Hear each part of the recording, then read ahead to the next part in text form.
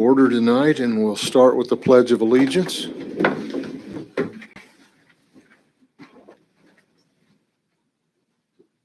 I pledge allegiance to the flag of the United States of America and to the republic for which it stands, one nation, under God, indivisible, with liberty and justice for all.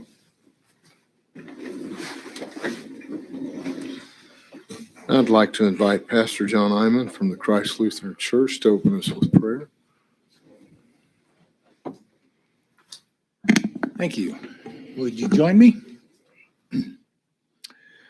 Gracious God, creator of heaven and earth and all that exists, we pause tonight to give you thanks for this wonderful community in which we live.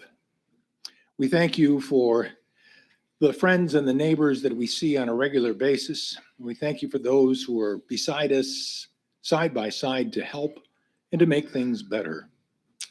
We ask, Lord God, tonight, your leading and guiding that we might become even more of a strong fabric within our nation, within our community, and that we might do so by looking to you and your commands and setting our course earnestly to follow them. Lord, be with and bless all city workers. We ask that they would find joy and purpose in what they do, knowing that they help and uplift our community. For all of these things, we give you thanks that you hear us, not because we deserve it, but for the sake of your Son, our Savior, Jesus Christ. Amen. Amen. Amen. Thank you. And just a note here for those that watch this live streaming or even recorded. Sometimes a couple councilmen over by the flag step off the view of the camera when we do the Pledge of Allegiance, and it's so that the camera can see the flag much better. They're not refraining from doing the pledge. They're just moving off to the side. So with that, let's go down and review our city council minute meetings from July 3rd and our July 10th work session. Council. Mr. Mayor, I'll make a motion to approve the July 3rd, 2023 city council meeting and the July 10th, 2023 council work session. Second it. Got a motion and a second. All those in favor say aye. Aye. Any opposed? Motion carries. Moves us down to our appropriation ordinance, number 7, dated July 5th of 2023. Council.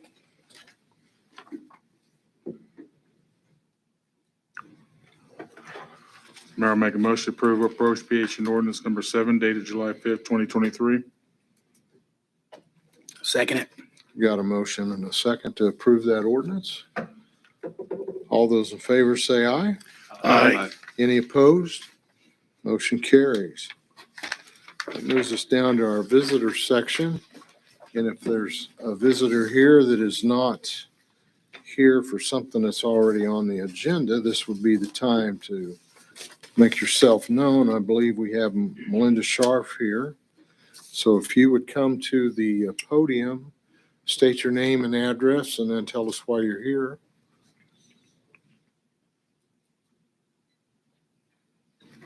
Hi, I'm Melinda Scharf.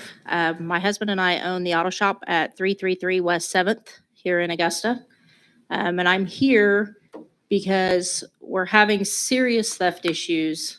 And I mean, you have theft everywhere, all over the city. We realize that we're not the only ones. But we have noticed a serious increase in converter theft and radio theft, converters being the big thing, since the bike path went in behind us. I know, talking to other business owners today, this was kind of a last minute, so I don't have any of them here with me, but talking to some others today, it's not just us down through there.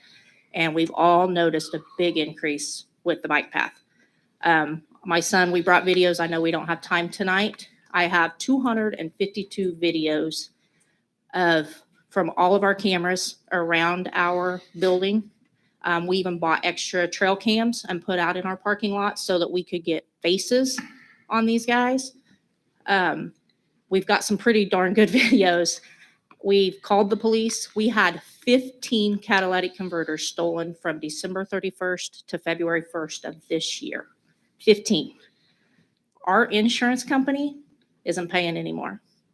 This morning at 4:45 on our cameras, we watched a guy ride his bicycle down the bike path. This is the pattern, but this one's today. Ride his bicycle down the bike path from the east, come down off the bike path, come in behind the old IGA building, parks his bike, pulls his Sawzall out of his backpack, goes over, lays down, flashlight, cuts it off, comes out.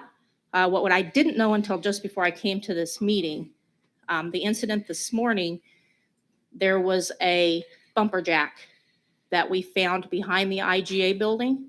We found the car tonight, just before I came here. All I could wish is that he had been under the car when it fell off the jack, because you can see where it went all the way down the side of that car. Guess who's going to get to pay to fix that car when the bumper jack fell? He wasn't under it. Darn. Sorry. We're fed up because the one that happened today is a 2019 Toyota Tundra. You know how much that's going to cost us to repair that truck? Our insurance isn't going to pay for it. I can't make you as the customer pay for it because you left that to me to take care of. You dropped it off with me, entrusting me that nothing was going to happen to it. I had to call you and say, well, your oil change just turned into a $3,000 catalytic converter for me. I can't make you pay for it. So I'm here to ask if there is anything that the city can do. That corner is very dark. We have lights on our building. We have lights on the south end of our building. There's one light. We have a light on our building. There's a light right along the driveway, the grass on the easement. That's it. That's the lighting down there. When IGA was there, there was lights on that building that were lit up. They're not there because they're not going to pay that bill. That corner is dark. Our trail cams pick it up because they light up. We're asking, can we put up a chain link fence where they can't just ride off of that path and ride right in there? I know they cut chain link fence. I know the city's having issues. Everybody's having issues. But can we make it a little more difficult for them? And that's what I'm here to ask for, is if we could get some kind of city help. We hadn't had any issues it's been about a month. Last week, we had an F-250 that was left there. So we parked it right literally outside my office door. You stepped off my porch and opened the driver's door. We parked it there because it's lit. We have cameras, everything. Catalytic converter got stolen. I have it on video. We have the guy's face. We have everything. He rode his bicycle up there right next to it, cut it off. This happened at 6:45 in the morning. It was daylight. He cut it off. Did nobody see this guy on a bicycle carrying a 3-foot converter riding back down? Because we watched him. Our cameras go right down that bike path. We watched him go all the way down to Walnut and cross over. Nobody saw this guy.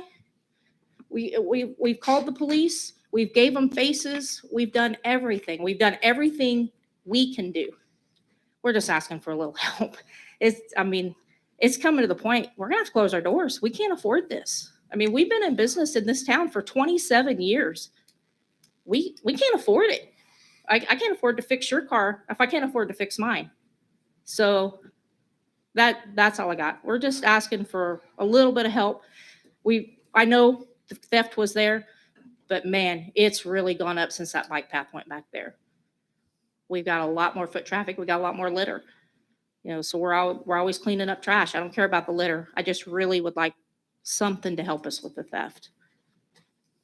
That's all I got. Melinda, Thanks. are you pretty much assured that all this is, or the majority of it is coming because of the bike path? That's how they're getting in there. Okay. We've had one incident since the first of the year. I'm basing everything off the first year. Towards the end of last year, we had a little bit, but we around Christmas, gas, radios, stuff like that. we've never really had a converter issue until right there at the end of the year. We had one incident of a car that came in. We've got videos of it. That's the one that the Crime Stoppers did place on Facebook. We had a person in a car come in. They backed up into the cars, looked like they were supposed to be there. Took 2 converters, closed their trunk. I mean, we watched the whole scenario. It was just like watching TV. They put it back in their trunk and they drove out. That is the only one that they have not come off that bike path.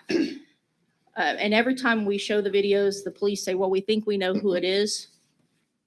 We never hear anything. And honestly, the one this morning, looking at the bike, we never got a full face on the guy, but looking at the bike, it's the same guy that hit us last week. They're local. They wouldn't come on a bike from Wichita, not from the east. They wouldn't ride the bike path from wherever, Walmart. They just wouldn't do it. They're local people, and they know, and they watch the cars. They watch what we have moving in and out of down there. That F-250, we parked it outside the door because we know how much they get hit. It was there one day and it got hit. That Toyota got parked there last night. It got hit this morning. I mean, they're coming off that bike path and they're coming right in. There's a trail. There's a bike tire trail that you can follow where you can see the tracks on the sidewalk. They've worn the grass down enough. They ride the same path every time. So even if we just need some light, we need some fence, we need something, we need some help. That's just another business that Augusta is going to lose because we can't afford to keep our doors open. And like I say, we've been in this town. David's been in this town for over 30 years. We've been open for 27. It's just not like we're a brand new business.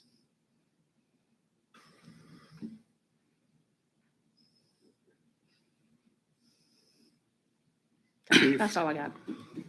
Chief Ackerman, do you have any response?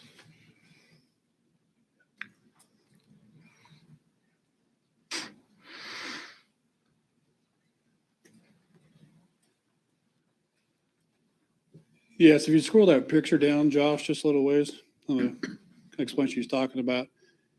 No, the other way. You're doing fine. Keep going right there. This is the first time I've heard from her personally. But my officers, and we talk about it all the time, because we even put our own cameras on their property, and several times.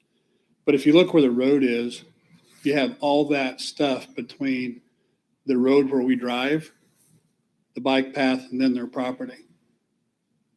So we can drive by and look at all that you could hide behind all day long. We'd never see it. Just because you see somebody carrying something down a bike path or on a road, doesn't mean I'm going to be able to convict them at all on something like that. But until there's a fence either around that property or something to help keep people out, stuff like that's going to happen. It's happening all over the United States right now with catalytic converters because of what's inside of them. And yeah, they do actually come from other towns. They use motive transportation as bikes. They'll bring them with them because they're quiet. They'll park their vehicle somewhere else and they'll do it. That's not just here. That's everywhere that's doing that. But because of the obstructions between there and there, and she's right, that's where they're coming from. There's no doubt in my mind. But because of the obstructions between there, our patrol cars can't get anywhere north or anywhere near it that way, unless we drive down the path. It's very unfortunate of how it's laid out right there. Are you able to pull in behind the what was the old IGA store there and check things? That's all grass. There's no roads there. That's a ditch. I think there's power poles there too. Yeah, there's a barricade there because somebody was driving through there with a car. So I know we do plan on putting lights back there, right? I know Mr. Huddleston or somebody had asked for lights to be back there. They'll go on the new pole The new line when that's poles. installed. There is, Because your bike path is also up in the air and it goes down. So you're trying to, from our road where we drive on, you're looking through trees over an embankment down into where their lot is. yeah, we're getting hit at DJ. I mean, somebody got his on a Sunday at 7:30 on 77. That was 4 months ago, but we got him on camera. I mean, right on You got 77. hit? We didn't catch him, but you see him pull in there, crawling their way through one of our trucks. I mean, off of 77 highway. So, I mean, The it's- average of stealing a Cali converter is under 30 seconds. he was in and out quick. We They watched him use do it. those cordless sawzalls. You can Right, watch it's- video after video of them. It's under 30 seconds. There's been a lot of bike activity out on Custer Lane. Oh, yeah, Covered. they're everywhere because they're quiet. Yeah, I've noticed several parking lots around Beach, Cessna, Walmarts. They're all putting up portable camera stations with lighting on them Mhm. to help deflect that, because it's happening on third shift, but somebody over there at Beach told me that it happens in the middle of the afternoon now. You know, like the flock camera system that we just put here in the city. Yeah, Spirit just put like 12 of those themselves on their property alone for cars going in and out for the same type of stuff. Yep. So other than hiring more people just to sit surveillance, it's going to be tough without some more obstacles for them to keep them out, like a fence or something. So Mayor and Council, one of the things you could look at, because it's in the statute on any of the rail trail stuff, is the cost share on the fence, but it's a cost share. And it would just be along the right of way, so that wouldn't close in any sides. But that's something that's how the city could participate regarding that portion, but you would have to handle closing it in on your other sides. And then I can't remember what the cost share is, but I think it's 50-50. And you could pick a fence type that would be suitable. So that would be our method of participating in that way. Is there any way to get like lighting back there? We do plan on putting lighting on the poles. So we that go have to a the we have a new Because they're putting pole. new poles down. Correct. We're gonna put Yeah, lights on. we have a those. new pole line that's going in, Yeah, they're but doing it's that. going in over the course of this next year, hopefully a few months. But when that goes in, it'll have lighting on it. But it may not be what you would want to cast light on this whole area. It may not be enough for that. So Well, that's what we didn't know. Is that the You know, property back, line? you can see like right there at the corner of the IGA building. mhm. the adjoining property, the IGA building, he pays for his extra security lighting that's on the poles. He pays the city for those on a monthly basis. That's behind the IGA. Yes, Down, like, because we pay the city for, right there. Ma'am, you might want to step over the microphone. Yeah. Sorry. At the end of our lot, kind of right behind the building where the first line of cars are there to there's a pole about the middle of those, that we pay the city monthly for. That's the only light back there that's lit. If you go further down, like towards the Mexican, they have lighting down there. yeah, owner pays for those. Yes, yeah, but that whole rest of that back there, it is pitch black at night. When the IGA building was open, on the side of his building, he's got security lights, and those were always on, and man, it just lit it up. Well, that's because he owned, Right, he the owned, right, parking and we lot. knew all that. So when that shut down, that just took all that away. Yeah. Todd Griggs owns that red building that's in the parking lot, and he actually put a huge security light shining down the side, but it doesn't go all the way back there in the corner. So I mean, everybody's trying to get it lit up. We're all trying to do stuff, but we're just kind of at our ends. We've been adding cameras and adding cameras and adding cameras down there, and we have 8 cameras on our building, and then we have 2 trail cams out in the parking lot that we moved to different locations trying to catch them. We've had the city trail cams down there. I mean, The only thing we're I say is if you put like the fence down the trail, mhm. they still are going to be able to ride from the edge of that pavement, then go Go west. west. That's not much of a march right through there, and you're right still in the parking lot, or the back parking lot where it's really extremely dark. I think Josh is right. You're gonna want to close it off to the Yeah, building. you're gonna have to close it off on those other sides, because ours would only go along the right of way. But that's the Yeah, biggest straight length back of it that we could cost share on, but the sides would have to be yours. Because otherwise they'll pitch black, they'll zip right through there and you'll never see them. then. Right. So we can start looking that direction at least and see what we can come up with on that portion. We'll keep doing what we're doing. I mean, you'll be surprised when you see us out there on your cameras, but Well, and, we'll keep doing what and, we're doing. you know, every time we have officers come in, we get the patrol, like, I could guarantee you because, Officer Meckel was there today. Tonight on our cameras, we're gonna see officers in there because they're gonna come in, they're gonna give us extra patrol, things are gonna die down. And we were getting, on the last shift when we had the officers that are on day now, we were actually getting walkthroughs. They were actually parking up in the parking lot and doing walkthroughs down through there so that nobody would know they were coming because they wouldn't see the car headlights. They wouldn't know they were down in there. That kind of dwindled. Then the drive-throughs kind of dwindled. And I mean, I know criminals have the scanners just like everybody else, but they know when the cops are down there. I mean, we sat in there last Saturday night. We actually sat. I just wanted to see what happened. We were coming in from Marion. I parked dead center in the middle of our driveway, left my headlights on, I sat there for over an hour. Nobody came, you know, why are you here? And I've got a new truck. They don't know my truck. So, you know, we sat there for over an hour. These criminals are in there. The one this morning came in at 4:45 and 40 seconds. He went out the back at 6:01. He was in there an hour and 15 minutes. And it was daylight. Nobody knew he was there. You know, they know what time that David comes to work. They know he's on that lot by 7:15, 7:20 every morning. They're out of there by 7:10. Okay, well, Every time. we'll look into a cost share with you. But you're gonna have to fork up some money for fencing, it looks like, if you wanna do anything to close that off. But the city will help with. What's the cost of a security running light sides. Okay.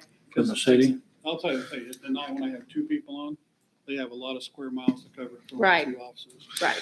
Well, I can tell you the security lighting isn't really a deterrent because up at the church at 70th and Ohio, the lighting is just a boon for them because Then they don't have to carry great, their they flashlight. can see everything better at 3 in the My wife just got morning. her car stolen out of a hotel parking lot that was really lit. So the Yeah. lighting doesn't, Yeah, won't hold you for.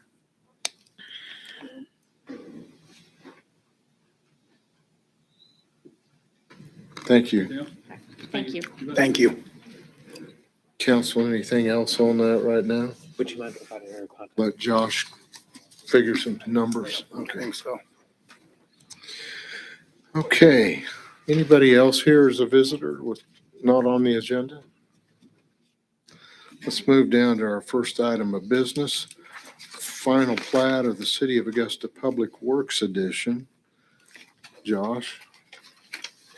Yes, Mayor and Council, we do have our Public Utilities Director, Tim Johnson, coming up to speak on this item. This has been a process we've been working through for a while to lay out this old site in a way that's suitable for our future development. And so I'd like to turn it over to Tim Johnson to speak on the final plat that has been approved by the Planning Commission and talk through that project.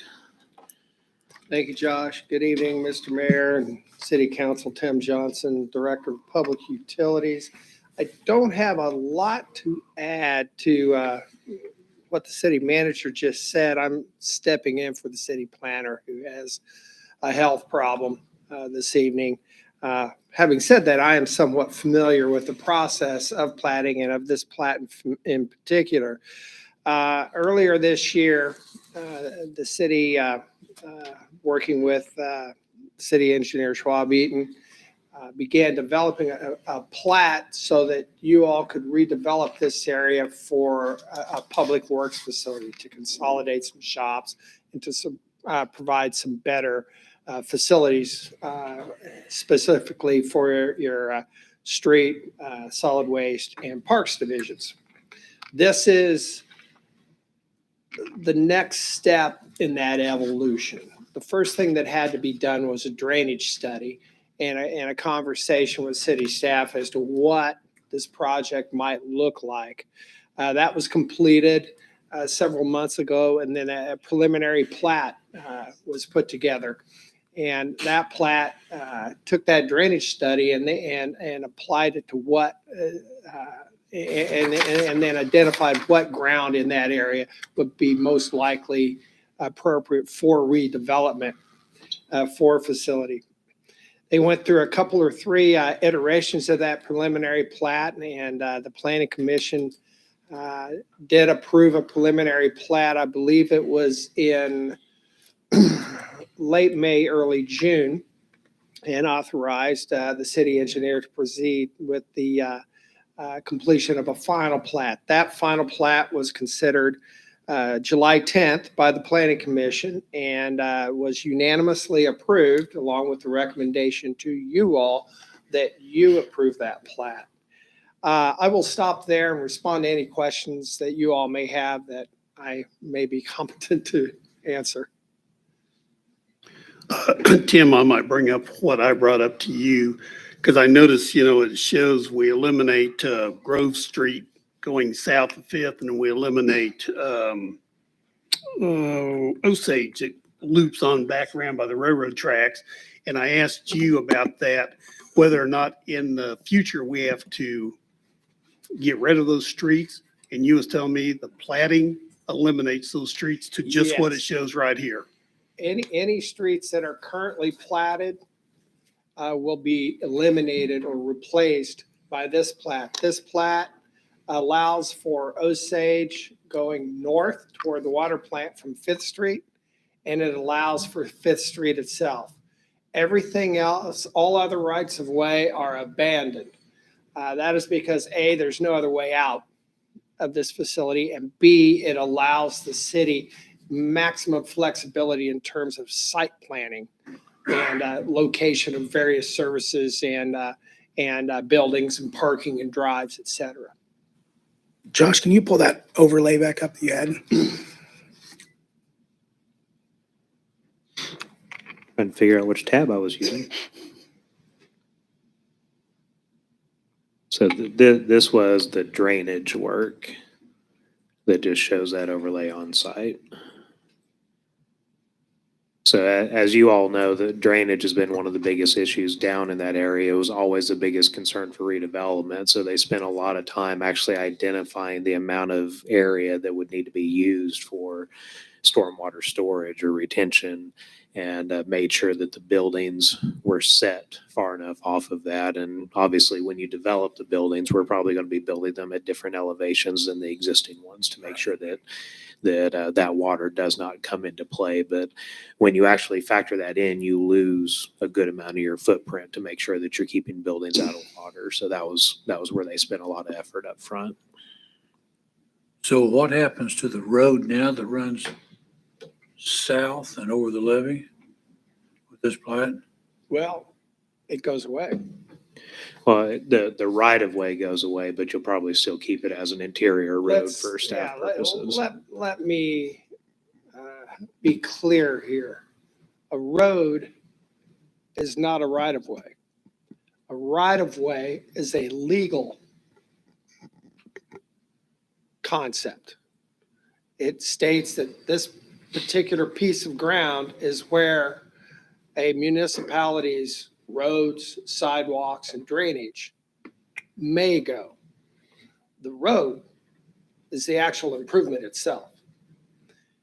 The city can have all the roads it wants on this site without having any rights of way on the inside of the site. The only rights of way created by this plat are the current Fifth Street and Osage. Is it Osage? Yeah. Grove going north. Grove going north. But as far as roads inside the facility, they will be located in such a way as to maximize efficient movement of vehicles and equipment, including potential 18-wheel vehicles. It'd be more like a driveway on a property. Yeah. It's not a right of way. Yeah. Okay. They may look like a city street in some places, but a city street is located in a right of way. And one of the goals we've been talking about for years was to try to change the nature of the traffic movement to avoid public passenger vehicles going in there where the main construction vehicles are operating. And so one of the first moves in that direction was shifting the compost site to where it is now, to where it's accessible off of Fifth Avenue. And so that allows us to actually close this in so it is strictly city movement. So we don't risk that blind turn around the Quonset hut with a loader coming at a passenger vehicle while someone's trying to drop off limbs. So we're going to be fully access controlling that area eventually when we build out the complex. It is our intention to secure this site, both north and south of Fifth Street. So you would have fencing, cameras, lighting, for not just to protect the city's assets, but also to protect individuals who can honestly get hurt around some of the equipment facilities that we have.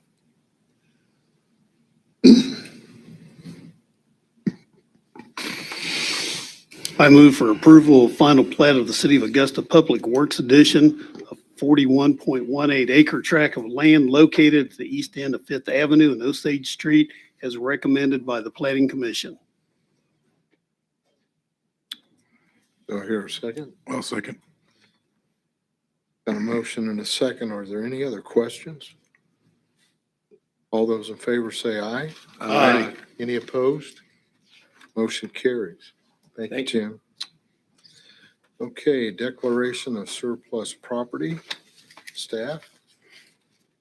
Yes, Mayor and Council, we do have our production superintendent, Jim Sutton, coming up to the podium. He worked on this list, going through a wide variety of equipment that we've just kind of got in storage in lots and trying to turn it into more productive use and get our surplus stuff off of our property. So Jim, do you want to talk about any of the pieces or? Well, I can. I was just going to say that the city has a policy in place that we have to get approval from the city council for anything that we think will exceed $2,500 in value.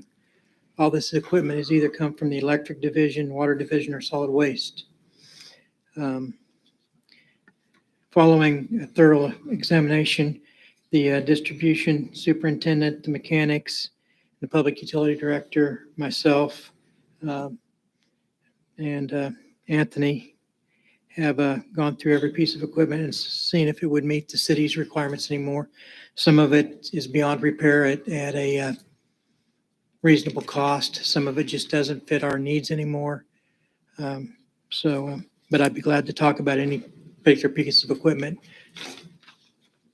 Parts of it are the fans off the cooling towers, the motors off the old cooling tower we're disassembling.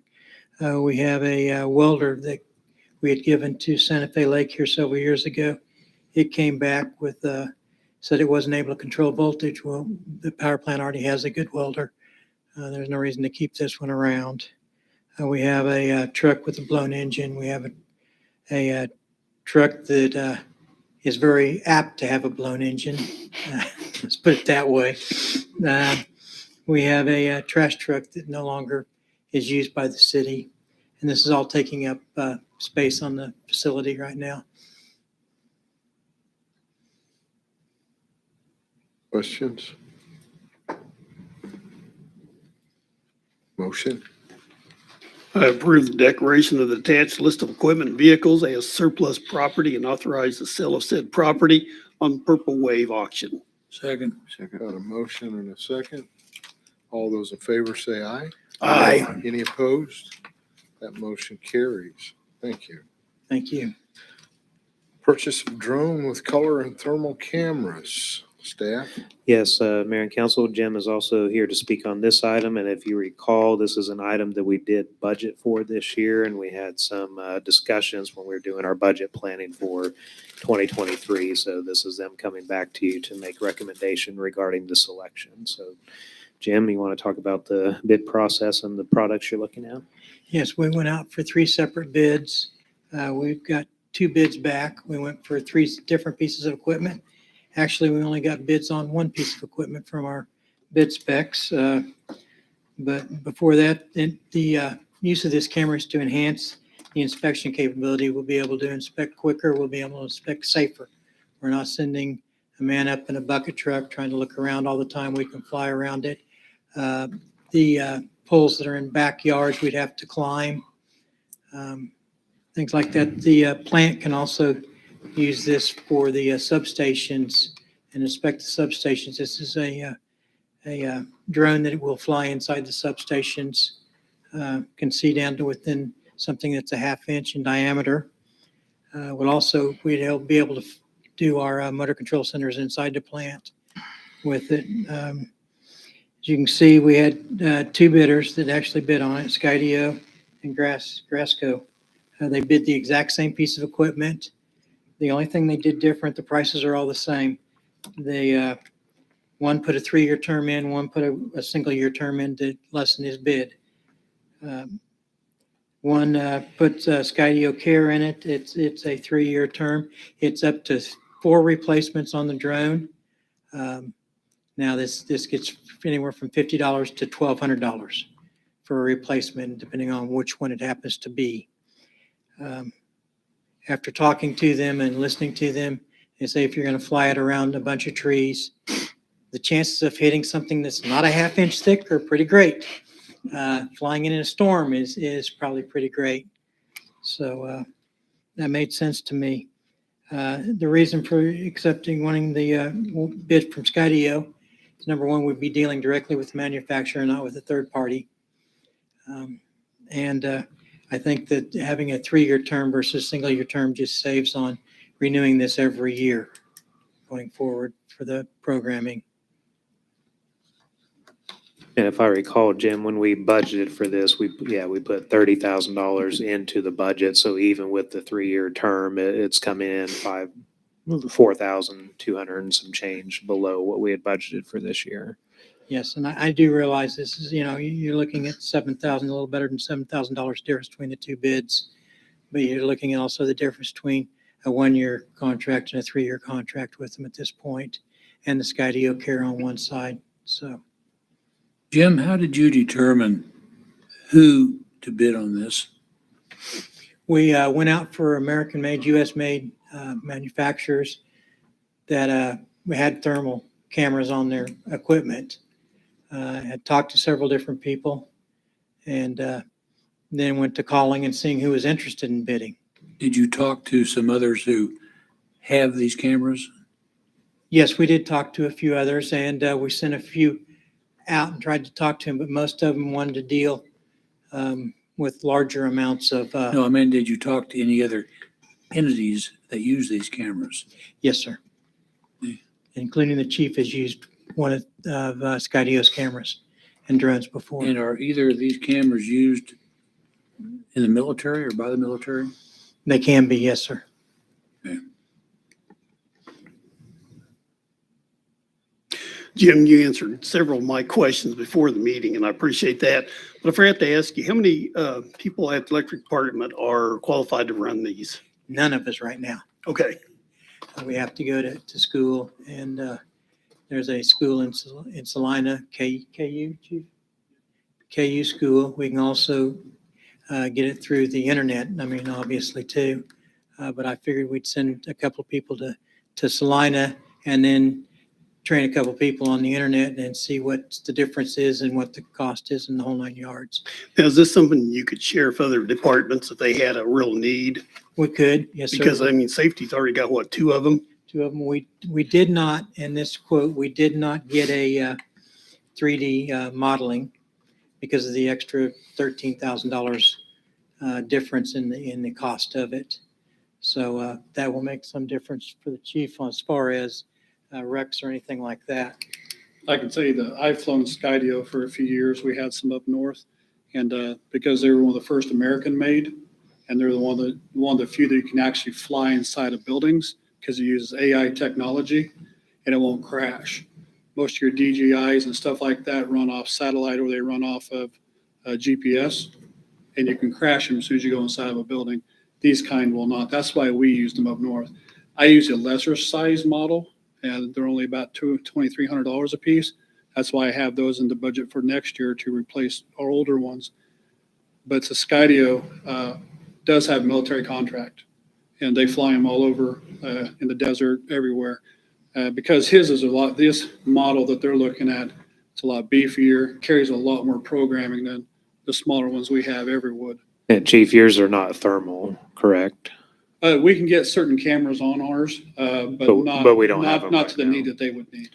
No, we can map and stuff with our smaller ones, accidents, or go out and look for long-range fires and stuff. But the battery life on these is a lot more, but the program is we're gonna pay a lot of money for these because of what they're looking to use it for, not what we'd use it for. So the. I'd rather crash my $2,000. We had been talking about them for a few years, and one of the things that, I don't know if it prompted the conversation, but one of the things that's come up in the times that we've talked about, if you guys remember a few years back when that one part failed on a line that dropped a line on the railroad tracks, it was a part that our guys would never see.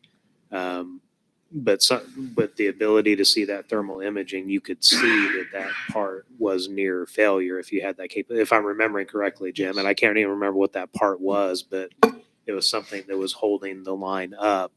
And during that lawsuit, whatever you want to call it, with the railroad, where they figured out that part failed, one of the things we had talked about is capabilities to be able to inspect that sort of stuff and find those things. And that's something that thermal does that our eyes will never be able to do.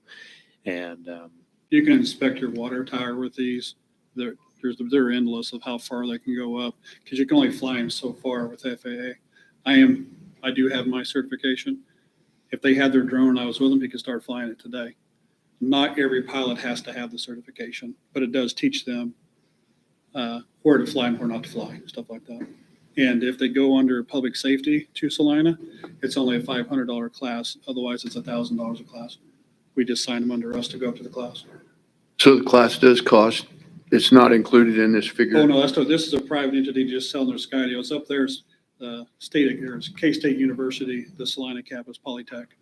It's a national license, just like your driver's It's a federal license. license. When you take the class for 2.5 days, you have to go into the building next door, that's the FAA, and you sit at a little computer by yourself and take the exam. If you fail, you're done, you're out, you gotta go all over it again. It's probably one of the hardest tests I think I've ever taken in my career.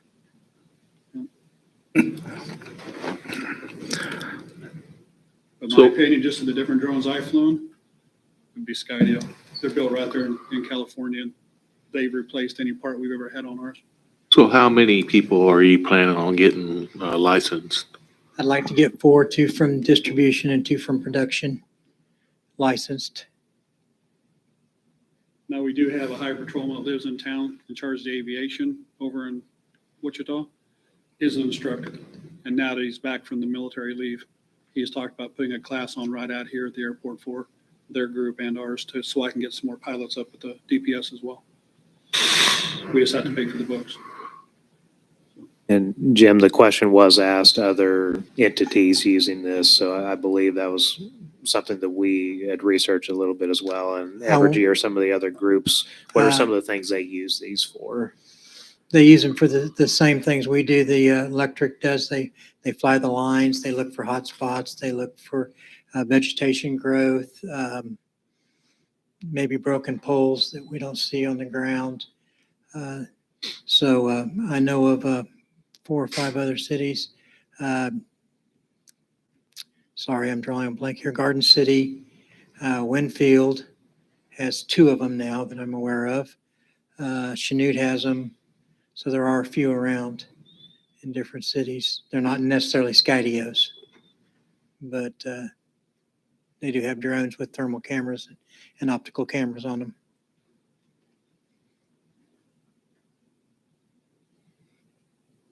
Move for approval of a quote from Skydio in the amount of $25,745.97 for an X2E drone with color and thermal cameras. Second. Got a motion and a second. All those in favor say aye. Aye. Any against? Thank you. Thank you. Okay, next item, I see Mr. Sutton staying here. Staff? So Mayor and Council, this item is related to the base grant project that we're working on and the new substation location down here in this triangular section that we've been working through for a while. and the crews have been doing a lot of work with the engineers, and they just recently went through a bid process. So, Jim, do you want to speak about this bid process and what we have to do to get this thing built? We just got our approval to go ahead and fill it in through Federal Emergency Management Agency, FEMA, and the Kansas Department of Agriculture for a 120 by 150 pad with slope sides that they're raising at about 3 feet. We went out for bids. We went out to 5 different contractors. We got 2 bids back. The bid package itself was approximately 50 pages long. But like I said, there are 2 bids back. They're in there. But my recommendation, our staff's recommendation is to go with Allen's Excavating. Any questions? I was asking you, Jim, and Tim this evening about the dirt, and you was telling me with Allen Excavating, they're going to provide their own dirt, or the other firm was going to take it out of our borough. Our Which I really like that idea a lot better what Allen's is doing. You know, Allen's did not want to be responsible for putting the borrow pit back together. They'd rather get their own dirt. And I told them, I really didn't care where they got the dirt from, but they had the option. It was 1,700 feet away. If they wanted to do that, we had got approval through the Department of Water Resources to use that. And they told me, no, they weren't interested in that. Good.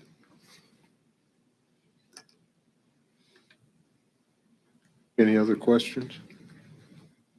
Mr. Mayor, I'll make a motion to approve the bid from Allen's Excavating in the amount of $73,813.20 for the Southwest Substation site prep.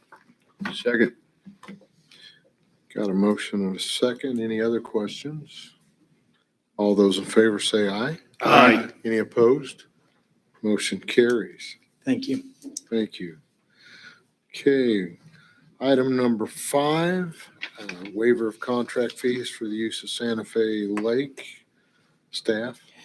Yes, Mayor and Council, this item is coming to you as a request from the owner of Flatwater Fitness and Fun, Catherine Wallace. And as you recall, we do have an agreement for their operation of stand-up paddleboarding out at Santa Fe Lake. Staff does not have a specific recommendation on this, as the request involves waiver of fees. And anytime someone has requested that, we've indicated that that is the purview of the city council and not of staff. What we can do is confirm that the lake activity has been disrupted with the blue-green algae and just the lake being lower than normal, so we can confirm that. But the decision regarding this contract and whether you would want to waive these fees is entirely within your purview. So staff does not have a recommendation one way or another, but we'll stand for any questions you may have.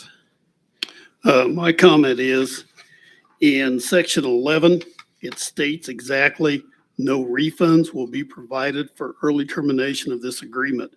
So I feel that they signed an agreement for 12 months, and they do owe us the second half of the payment of $600, despite the fact what's going on at the lake. And I will use you an example. We have land that we rent out to farmers, and it's a contract deal. They pay us money. It doesn't matter if they raise a crop or they don't raise a crop. We still get our money for renting the land to them. And I feel that's the same situation we have there, and it clearly states it in the contract. Well, Tom, the way I read number 11 is that no refunds will be provided for early termination of this agreement. We're not terminating the agreement. Well, and that could be interpreted that way. I guess that's a deal that Andrew could answer for us. That got a chuckle.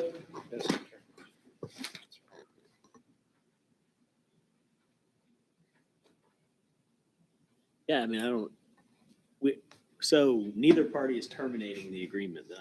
So I don't think this clause would apply.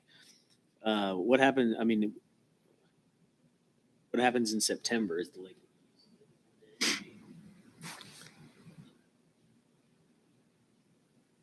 Well, Andrew, that could even change the next 30 days. And then, would we be asking them to give us the $600? But I still feel we've got a valid contract. It's not up to us to give them back $600 just because at the moment, things are not working to their benefit. Like you said, September, maybe even in August, you could see a whole change in the situation. So I think, we leave it the way it is. Josh, do we know, if it does come back better, are they planning on coming back out and using it? I mean, I think, That would be my presumption. I think that it has, with some of the recent rains, the lake has come up about 5 feet and some of that activity has picked back up. So Right. I know they lost at least several months of activity where they weren't doing anything, but I think some of it's back now, but you still have the blue-green algae issue. So I don't think that they're really promoting that, but I've seen people go out there individually. Blue-green algae is still disrupting this at the moment.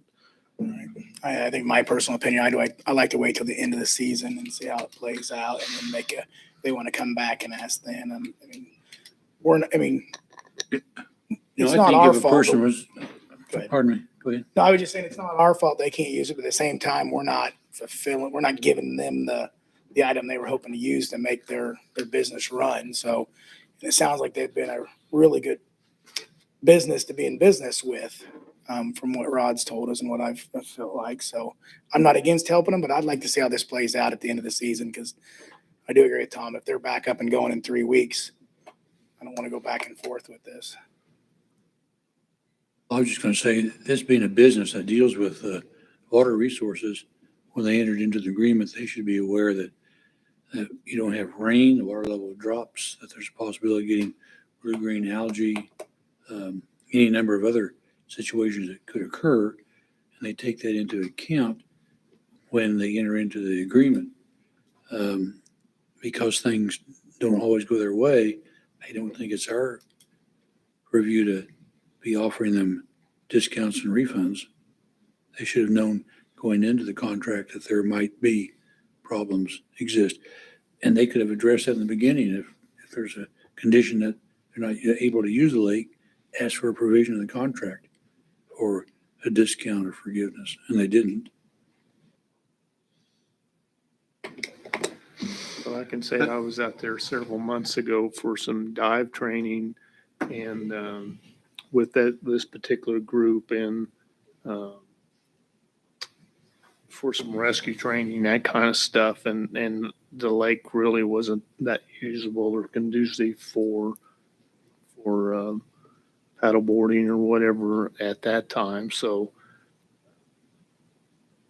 I think this is just one of them unique situations that neither party has any control over.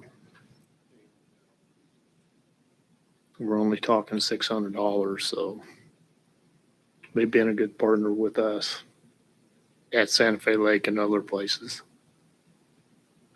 Santa Fe Lake has lost money too, though, right?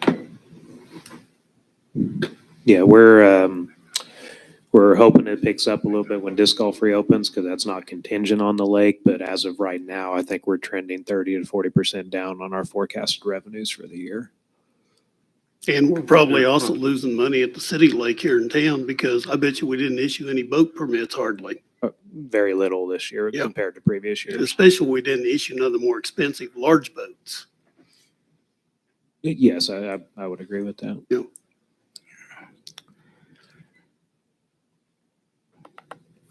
Make a motion to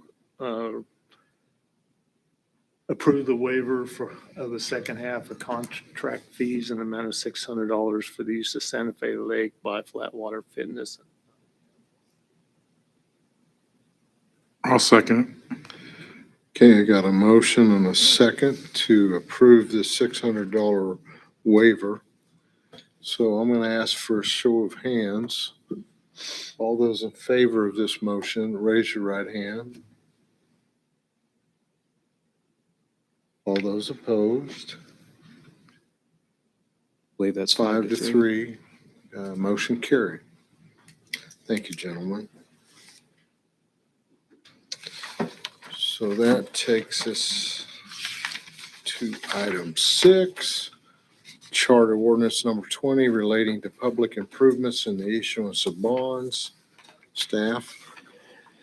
Yes, Mayor and Council, so I'll set this one up by briefly talking about charter ordinances in general and not the specific terms of this one, and then we'll go into the terms of this one. So charter ordinances are going to be a little bit different in that they have a requirement when you vote on them, if it's going to pass, of a 2/3 majority, 2/3 vote of the governing body.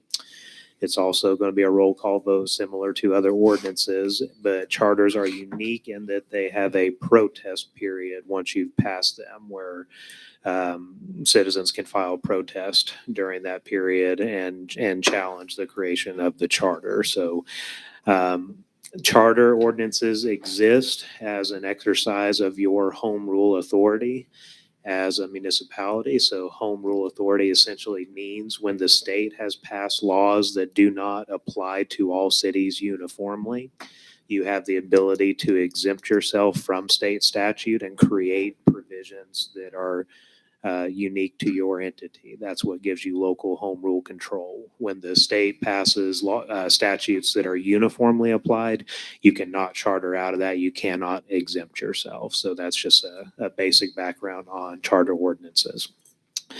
Now, for this charter ordinance specifically, we've been in conversations with our bond counsel related to the bond that you guys haven't approved yet, but the listing of projects that we went over in the budget work sessions. The way that we were planning on financing that was through long-term bonds. Now, when you do long-term bonds, there are different sort of implications financially, how those are going to work. And a lot of times what you're paying attention to is your actual legal limits of taxation. And there are limits imposed on you by state statute, or I guess a legal limit of indebtedness is a better way of saying that. The city of Augusta has always maintained, at least during my tenure, I'm not sure what it was like in the decades prior, but has maintained a pretty low limit on its indebtedness. So you have under statute the authority to go up to 30% of your assessed valuation. Right now, we are only, I believe, as of middle of last year, 22% of the 30.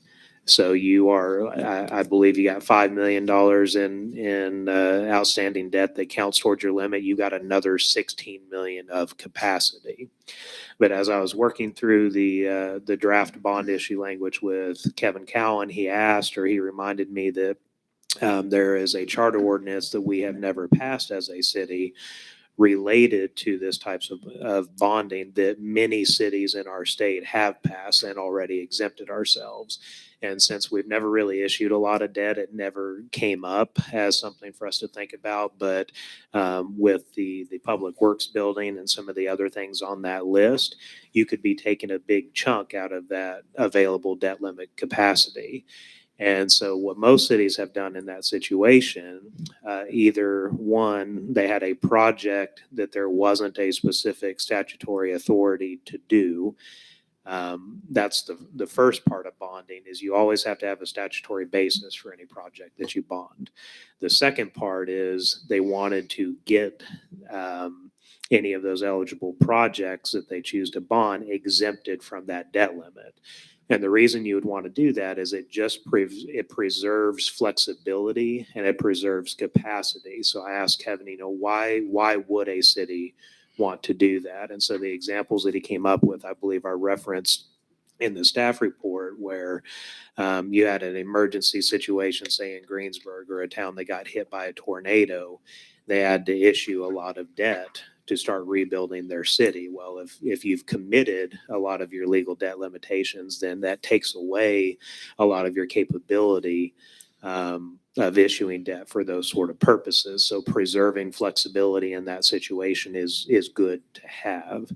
And so he said none of the projects that we have on this list that we're considering lack a statutory basis. So you don't need to do this step in order to authorize any of the projects that are on the list. But he said it's a big enough issuance that you might want to consider it to get those projects exempted from the debt limit. If you have utility debt and other things like that, that stuff normally does not count. And that's what a lot of our debt has been over the years. But in this case, it would be property tax supported debt.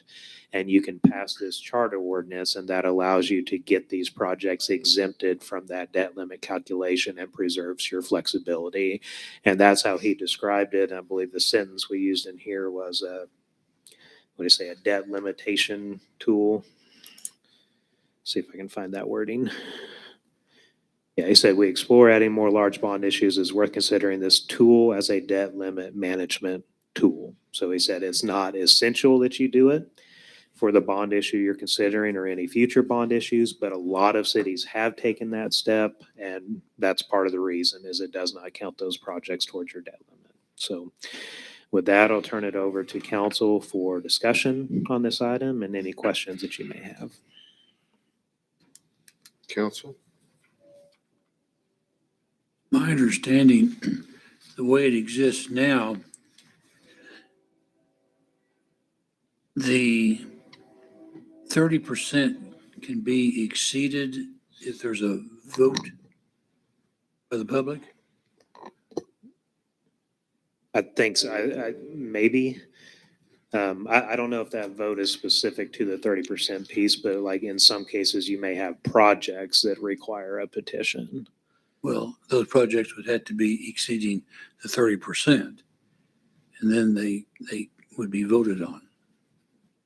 That I don't know. You may have circumstances where just projects, regardless of whether you're at the 30, may have a petition requirement. None of the ones we're considering do, but that may exist somewhere in Well, statute. what I'm looking at is the way the statute currently is, before you add on debt to exceed the 30%, you have to get citizens' approval. That may very well be the case. The way, if you pass the charter ordinance, is the city can approve the debt, and then the citizens have to go through a petition process to not approve it.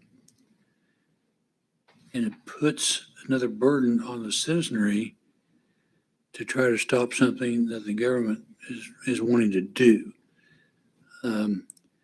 I don't like the fact that we're wanting to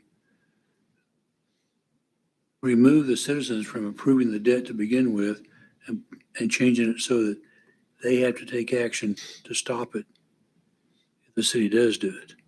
Am I right in that assumption? You may very well be. That wasn't the area that when we were talking about it, and he had recommended it, that wasn't an area that we focused on because it was mainly for the debt limit management purposes. But yeah, that could very well be a consideration that you have to wrestle with in passing it. Now, again, in that circumstance, I don't know if we've ever been remotely close to that limit because we've always maintained a very low level. But again, I can't bind future managers. I can't bind future council. So that certainly could be a potential there. Well, one of my other concerns with this is we've had a lot of discussion going on concerning the rails trail. And, you know, talk to people who are for it, people who are against it. Many who are against it concerns the cost associated with it. My feeling is I've gone along with supporting it as long as it doesn't become a burdensome tax on the people. But if we start passing bonds and approving bonded indebtedness for it, then that's going to raise our ratio. And then if we need something else because of that existing, raise it even more. And it's, I think if we had to raise it more, we should have the people, I think, approve the raising of the limit and not have to come back the back door and try to stop by petition the increase in raising it. So for that reason, I don't think we need to do it. I'd like to add on to Mike's point about the bond rating. I think that couple of people I talked to that are familiar with this, that was their biggest concern was the more debt you have versus your valuation, that is how the bond issuers, whatever rate, give you a rating on. And the higher that ratio is, the lower rating would have, which could affect the interest rate or the interest in purchasing the bonds. There's a lot of things they look at. That's probably a component, but there's a lot of things they evaluate when they do those rating calls. And, you could almost argue it from the other side too. If you were, because if you don't do that step, then anything you're going to issue in the future will count against that limit. If you do this step, this won't count against that limit, and you'll have the bigger capacity. So that could go either way, depending on which way you see it as positive.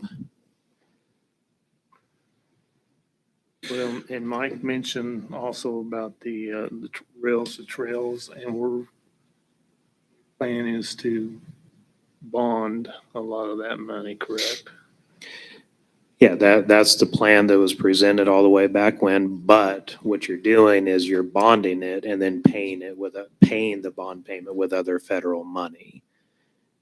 That's the plan, is to pay for it, and that federal money is through the fund Bonds that exchange. we're talking about through this ordinance, right? Uh-huh. The type of bonds that we're talking about in this ordinance. General obligation bonds.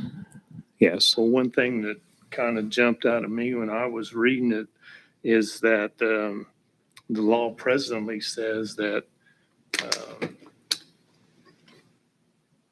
bonds can be issued for physical development of said city, which plans shall be limited to public improvements within said city. The charter ordinance that we are looking at says for the physical development of the city within the boundaries of the city. That would tell me that a bridge out on 54 Highway is not eligible to be bonded. There are many statutes that refer to things that you can bond. And so that's one of the things that you have bond counsel do, is whenever any bond is considered, they go and find a statutory basis for it. This would just be one of the sections that they could reference. So on that project in particular, again, this isn't specific to that because you've got another $5+ million bond issue that we were just talking about in the budget work session. But since you're talking about that, there's another statute that that Kevin was looking at, or there's a home rule option that would allow that expenditure. So when Kevin's here and you actually get to the point of doing bonds on that project, then you can have those conversations and he can explain which components are related to it. Again, this one came up within the context of the $5+ million one that we're looking at for that listing from the budget work session. Well, And again, you don't have to, but in doing it, it will count against the debt limit. I guess my concern is we're going to vote ourselves out of the state law that says that the public improvements must be within our city, and we're going to approve a charter ordinance that says that the improvements must be within the boundaries of the city. I don't know, I would feel careful maybe tabling this or something until we could get that. I mean, and else Andrew's got an opinion that. No, Kevin was going to be here tonight, but he had 4 other meetings today, so he's driving back from somewhere in Kansas right now.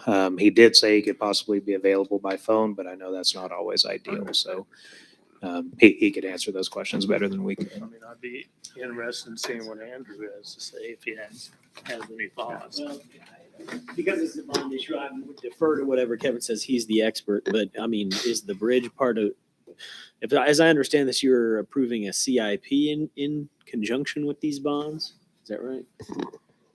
Well, the city has a capital improvement plan, and so that is one of the things the charter does. If you read the existing law, it references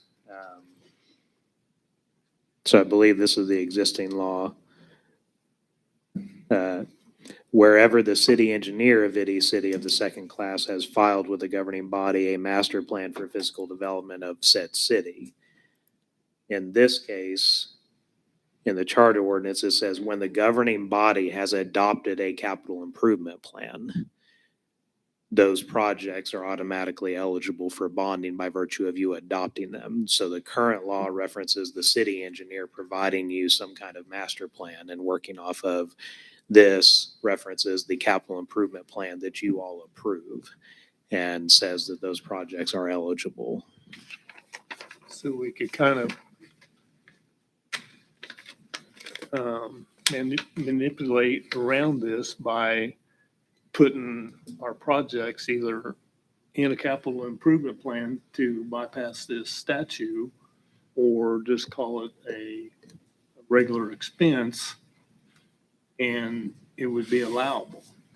Is that what I'm hearing? I'm not sure I It has to be understand a what you mean. capital improvement. I'm not sure I Could be- understand what you mean. It would have to be a capital improvement project to be applicable to this charter ordinance. This charter ordinance would only apply to expenditures under a capital improvement program. Yes. Yes. So the stuff like the bridges that are not in our capital improvement program would not fall under this charter ordinance. Well, potentially, but you do a capital improvement program every year.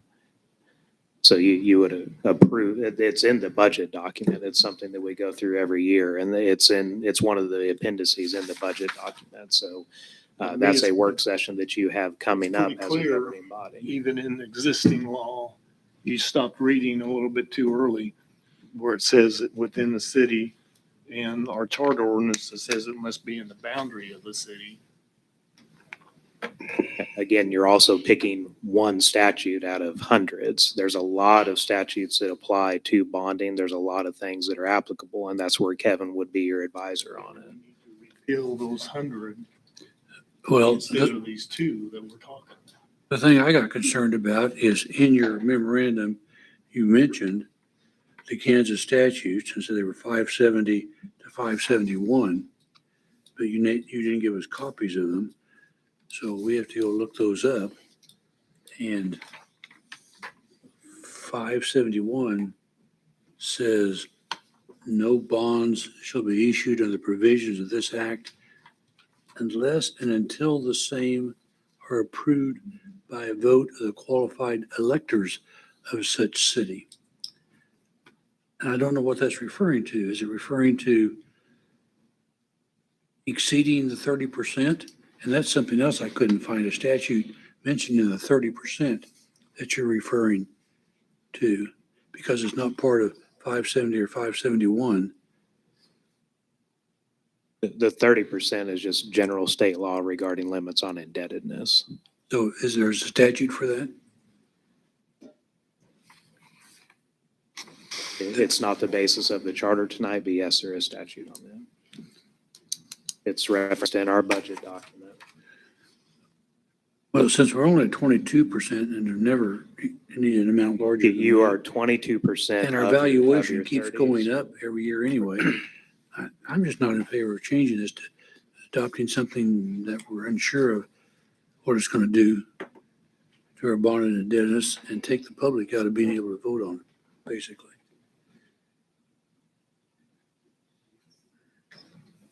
There's a protest period on this charter ordinance too, Mike. Yeah, but you know how difficult those are to perform? It's not just some people walking up here and saying, I protest. You got to get involved with the county attorney and draft it and get the county clerk doing it. Whereas this way, if the city wants the increase in indebtedness, they have to have the people vote for it. People don't have to do anything. The city has to ask for it. Here's the statutory reference for the limit on indebtedness.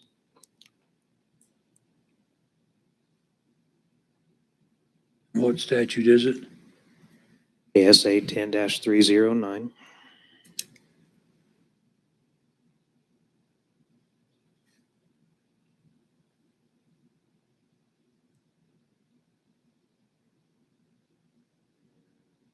later. 3010-9. 10-309.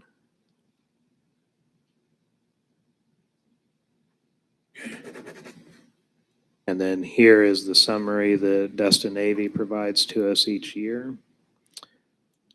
It's in the budget document. So the net debt against debt limit capacity, our total legal limit is 22.717 million. We currently have 5.008 million counting towards that. So we're only 22% of our available debt capacity. But if you do that other bond issue for the Public Works building or the bond issue for the trail, those things together are millions and millions of dollars. So you can either have those 7, take this number up to 12, and you are now half of your capacity, whereas the charter would not require that 7 million to count towards that limit. That's what the charter would do, my understanding from Kevin, and that's why he recommended it. Mr. Mayor, can I make comment? Sure. I'd just like to let everybody on council know, I agree with what Josh is saying. I agree with what Kevin says. I have all the utmost respect and believe in Kevin's knowledge of this. I do think we put ourselves in more jeopardy by leaving it the way it is and pushing it up near that 30% because we can hurt our standings by pushing it up there. By this giving us leeway, it does allow us to do other things down the road. But for the sake of time tonight and for the sake of straightening this out, I'd like to table this to the next meeting and have Kevin here to answer all questions from us. And if we could in that, maybe just table it without a specified date and then whenever he's available. So I'll Okay, try to get him at the next meeting. I will change my motion to, But if he's we will not, bring it back up when Kevin's available to come here and answer all the questions. Second. Got a motion and a second on the floor. All those in favor say aye. Aye. Any opposed? Motion carries. That moves us to item 7, supplemental agreement for design services for Redbud Trail pedestrian bridge over US 54. Staff? yes, Mayor and Council, this is the next step in the process that we started going all the way back to, I don't even know now, 2021. And then we started the preliminary design work on this bridge in December of 2022. And as you recall, this bridge is crossing the highway, and we knew that there was going to be a lot of KDOT involvement. And so as a way of kind of dipping our toes into that, but doing some preliminary work with them to understand what they were going to expect from the design, we signed on to it wasn't conceptual. It was actually survey work and other sort of preliminary design, but it was to develop the bridge concept that KDOT would be agreeable to us fully designing and constructing. And so Schwab has been working on that, had numerous meetings and conversations with KDOT, went through several different bridge designs iterations. They provided direction on a variety of different specifications that they would expect in the project. And we came to some kind of resolution on what would be a suitable design for that. And so this contract actually moves the bridge to full-scale design engineering that is moving it to construction, whereas what they've been working on to this point has been getting the concept approval out of KDOT on what they would agree to. And so now that we have that concept, which has been attached to the staff report, this contract will allow them to fully design it, engineer it, and then proceed with the process to construction from that point. We do have Chad McCullough here representing Schwab Eaton. He is their bridge engineer. I'd like to have Chad come up. Chad, if you can just speak briefly about the conversations we've had with KDOT to this point and some of the process we've gone through, and what does it look like from now if we enter into this contract? Right. So, we started the surveying back in December and started drawing. I think we drew 4 different concept plans before we had our first meeting with KDOT. And, a lot of this, there was always some questions about, were we going to be able to possibly put a pier in the median, like there was a pier for the railroad bridge, when it was still there.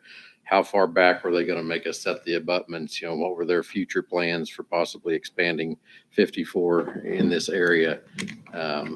And then traffic handling was obviously a big topic of discussion as well. So we put these concept plans together, held meetings, 2 or 3 different meetings with them, and really went super well. I was surprised at how agreeable they were to some of the stuff. The pier, that's only an 8-foot wide grass median there, so they were not wanting to see the pier go back in, which actually turned out to be fine. They were willing to let us bring the abutments in and shorten the total length of the bridge. So we knocked close to 70 feet off of it from where our original estimate was. So we should save some money on the bridge. Now, it created some other things, some vertical walls at the abutments and the wings and railings and things like that, that a longer bridge wouldn't have needed.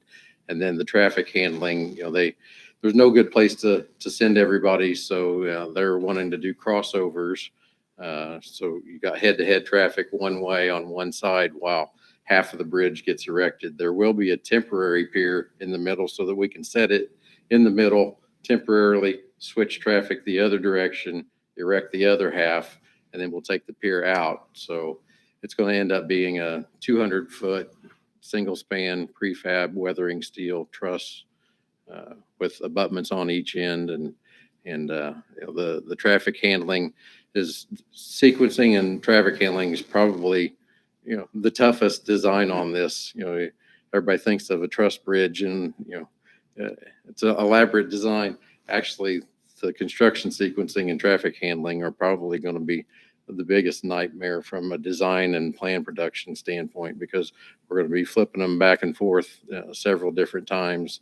There'll be times where the inside lanes are closed and everybody's driving on the outside lanes. There'll be times when the outside lanes are closed and everybody's driving on the inside lane. So that is, for the traveling public, that's a little bit of a downside, because it's going to be one way for a few months, and then it's going to switch, and then it may switch back to the way it was for a couple months. So they're going to be dealing with a little bit of this, but with no place to stick the traffic, that was the only concept for traffic handling that KDOT was comfortable with.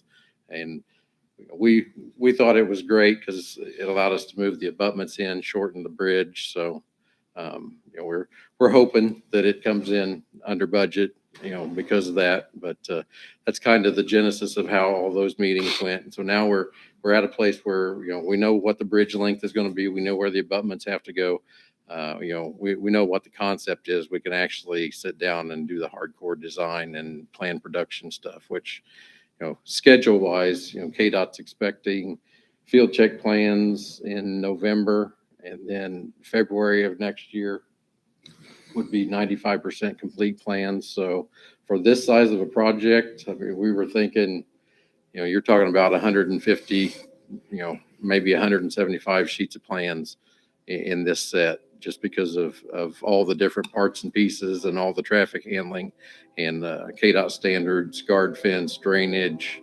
There's a lot to be considered. So, it's a lot of work for us to do between now and then. So we need to get going on that part of it just to stay on their schedule. This is federal funding that can't be moved. It's on the September 2024 KDOT letting that they'll bid it out. And, any of the contractors who are pre-qualified to do bridges for KDOT, that want to bid on it will bid on it. But, if anything is late, there's no moving the letting, because this federal funds has to be allocated to this project whenever the federal fiscal year flips over in October of 24. So we've got to stick with the schedule. We can't get behind.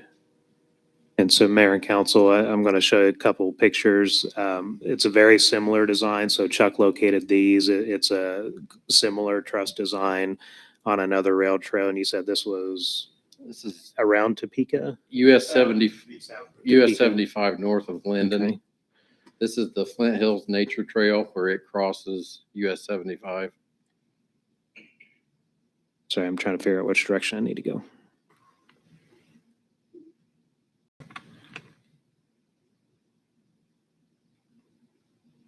It's just a 2-lane highway, so they had like a 6-mile detour, so they were able to just close the road to traffic and detour everybody around and build this, but KDOT did this project back in 2011. So, and it's maybe 150 feet. So it's about 50 feet short of what we're talking about doing over 54 highway. This one's shorter than one we're gonna do. Because ours is over 4 lanes and we're kind of at a 45 degree to the world. Have they taken consideration in if the road would ever be widened to 4 lanes to 6 lanes, you know? Yep, we talked about that with them, and they said, you know, if we do that someday, then we'll just have to accommodate, you know, putting in a bigger bridge, you know, because it, you know, we've already okayed it, and you guys are going to build it there, and you know, if we decide to do that, that'll just have to be part of our project and our expansion. Yeah, and to be fair, what I recall from that conversation is the traffic volume they threw out for that 6 lane was 65,000 vehicles per day, and we're at 18,000 per day. So that was one of the notes I made from that conversation. So it's possible you get up to that level of traffic, but that's a really big number that seems really far away from where we're at this moment. Right. Yeah, they weren't looking at doing it anytime in the near future for sure. I like to hear that they're willing to fix it if they widen it. Well, if they go and do a project like that, having to redo this bridge is a drop in the bucket. Yeah. So, You have an estimate of time that that road will be narrowed down? I'm going to say that all told, this is probably going to take close to a year to build. So it'll be in various, I mean, there'll be times where they're doing stuff out on the outside and all 4 lanes will be open. There'll be other times when they're putting the temporary pier in, you know, the inside lanes are going to be closed. When they're erecting the bridge, you're going to be head to head on one side or the other of the grass median. So, you know, and this is going to be a very condensed, you know, what they call crossover. You know, you see it happen on the interstates a lot. On the interstates, they don't have side roads and driveways connecting in to a 4-lane highway. And when you see it on the interstate, the traffic control spreads out for 2 miles in both directions of the crossover. We don't have that luxury here. So it's going to be a very modified crossover design. It's going to be very condensed. We're going to be talking to the county about, you know, having some of these accesses closed, you know, temporarily, you know, while we get all this traffic over to one side. I would see that, you know, we would dial the speed down, you know, well before they get anywhere close to, you know, the traffic control signage where they start making the S to cross over. So there's no doubt it's going to be an impact on traffic, but you know, it's not the end of the world. Everybody's still going to get through. Some people will, you know, decide that it's too much of an inconvenience for them and find a different way to get to Wichita and get back home. So Chad, when you say condensed, I know we had talked about a couple different things and you haven't done a full design on it, but in terms of that traffic disruption, is that like just generally in this area, or are you saying it's like miles that are shut down? It'll spread out to Waukene and Santa Fe Lake Road for sure. Is that Waukene? Yep. So, I mean, KDOT has a standard detail for a crossover on the interstate, and Chuck isn't. It's 2 or 3 miles of traffic control almost by the time you get to it. Yeah. So, you know, they don't have anything, you know, pulling directly onto the interstate, no side roads, no entrances. So, you know, they can just take up as much space as they want to, getting everybody slowed down and crossed over. Whereas, you know, we're kind of limited. We can't have a tactical approach at how we achieve that same thing in, you know, a fourth of the total length. So. Is that going to affect the price of the project? It'll definitely affect the price some. The number of times that they have to change the traffic control setup probably is going to be the biggest effect. So, that's why I say, it was great that KDOT allowed us to bring the abutments in and it shortened the bridge. Because if you're just looking at the cost of the bridge, that helped a ton. But when you look at how we're having to sequence it to be able to get it built, the number of different times that traffic gets flipped around and that, the traffic control people have to move their signs and barricades and all that stuff around is definitely going to add some cost. Now, I don't think it's going to add as much cost as we're saving on the length of the bridge getting shortened up, but it's definitely, it's going to be a nuisance for the contractor. My only other comment comment period would be, to me, this Rails to Trails is a single project. And the ultimate goal is to get it to downtown Augusta. This bridge is only one component of getting it to Augusta. The second component is the Whitewater River Bridge, which is going to be a very challenging and expensive project. I would like for us to step back now that we have this information on the 54 bridge and start looking at the challenges and the ability to even build a bridge over the Whitewater, so we don't have this bridge that's going to get us another mile or two of trail and then still not get us to town. So I think what you guys have done so far is very well done.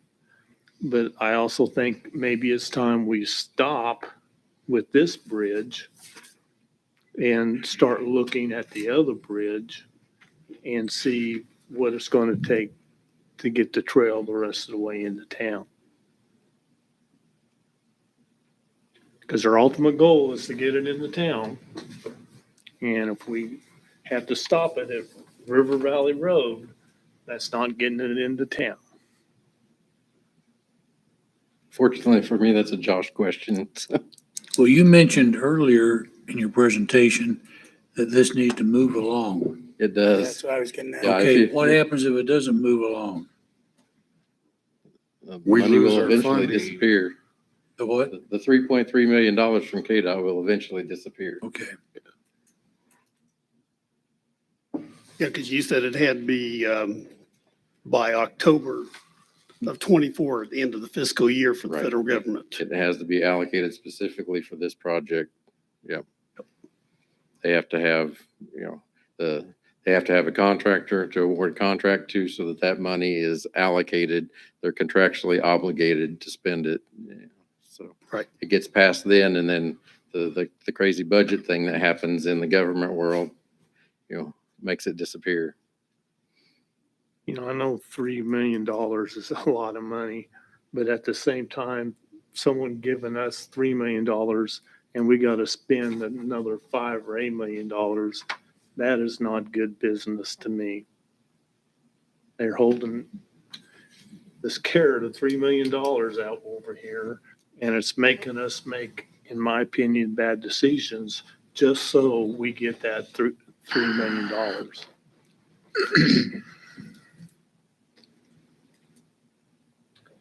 But everybody knows where I stand on this project, so. Well, we've already committed. I know, mean, we're we're past the committed to point of no this. return, but we don't have to keep making mistakes after mistakes after mistakes and do this in a jigsaw puzzle method. I think we'd be better off knowing if the project is going to be able to be done, which is our goal, to get it into town. And there's a lot of hurdles to jump through and hoops to jump through to get that bridge over the Whitewater. And if we don't do that, we spend a lot of money on this bridge that has absolutely no benefit to Augusta.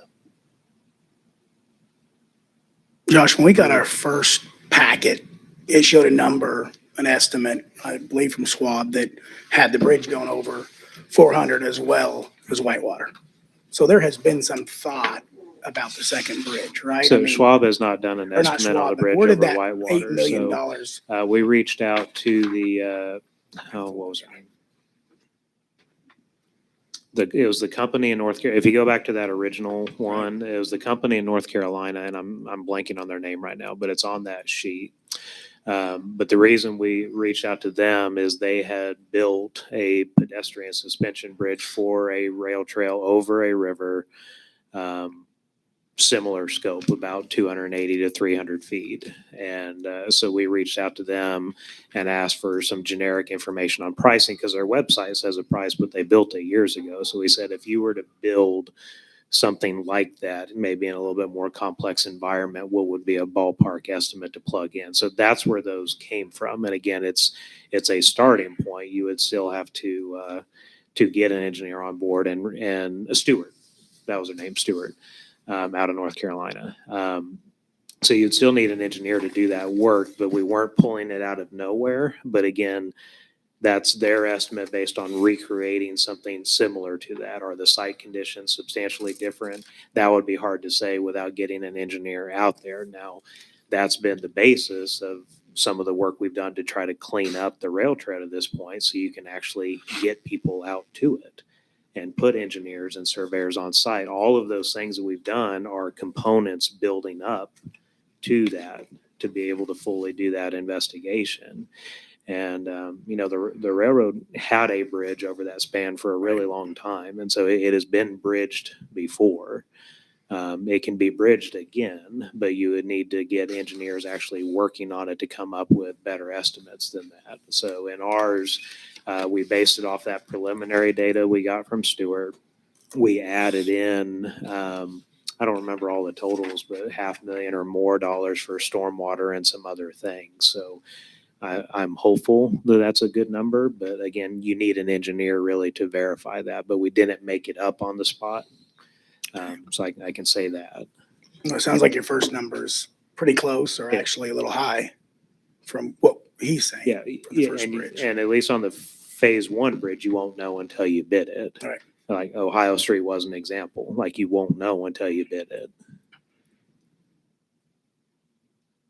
Well, I can guarantee you there's going to be issues on that second bridge with easement and floodplains and washout and future washouts from flooding that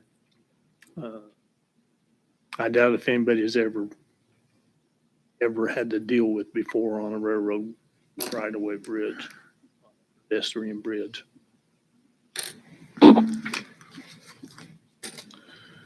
Well, and And at Josh this is- point, if I remember right, the rail to trail people and you came up with, if we can get it to River Valley Road, most of those bike riders would take River Valley Road over to Thunder Well, Road. it's an option. I mean, right Yeah. now you don't have anything that gets you over the highway. So at least going that far gets you on that side of the highway and you can connect with it.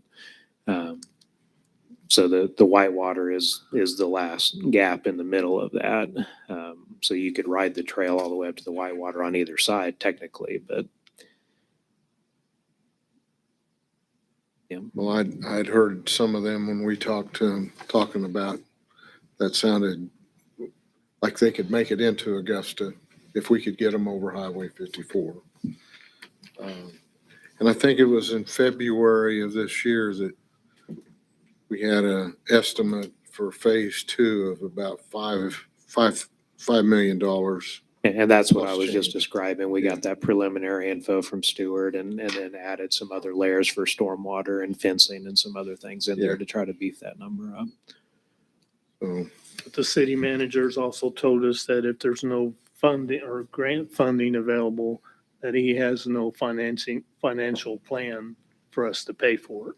Well, and that's based on the council's concern of actually using property tax dollars. So if you don't want to use property tax dollars, you have to get one of those grants and then you would match it with the federal fund exchange. And that's what the plan has been. And so the grant that you actually have right now, that application was presented as a 2-phase application. It describes the whole project, phase 1, phase 2. and the sequencing of it. And it says at this point, we are asking to proceed with phase one. And part of that was just council's comfort level with moving forward with the project at all. So if you'd have been comfortable with doing the whole project, all bridges at one time, we could have done that. But it's been very piecemeal all along the way. So we're only going as quickly as the comfort level has allowed to go. But that was presented as a phase one, phase two. And I think KDOT would be in a similar, if I'm just thinking logically from their perspective, I think they would be in a similar boat that, you know, why would we build that bridge if we don't have some intent of trying to get that rail trail connected in the future? Because they're putting the bulk of the funding in it. So I think that they have a vested interest in seeing it completed as well. No, I agree. I mean, I haven't changed my mind on it. I don't want to turn away $3.5 million at this point. We've voted it up to this point to just change it.